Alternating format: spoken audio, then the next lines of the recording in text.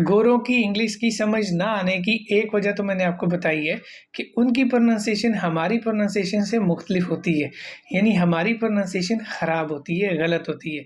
और दूसरी वजह ये है कि वो लोग अपनी कन्वर्सेशन में कनेक्टेड स्पीच का इस्तेमाल करते हैं। कनेक्टेड स्पीच क्या होती है? कनेक्टेड स्पीच बेसिकली लफ्ज़ों को शॉर्ट करके बोला जा रहा होता है। जैसे मिसाल के तौर पे आई वांट टू गो, इसको वो लोग बोलते हैं आई वाना गो। वांट टू को वाना बोला जाता है। नेक्स्ट एग्जांपल है I am going to Lahore, I am gonna Lahore. Going to को गोना बोला जाता है। लेट मी गो, लेट मी गो को लेट मी गो बोला जाएगा। Give me water, give me को गिव मी बोला जाता है।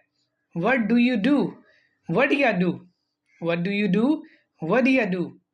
What are you doing, what are doing, what are you doing, what are doing. इस तरह से और बहुत सारी एग्जांपल्स हैं। तब तक आप इन एग्जांपल्स को प्रैक्टिस करें।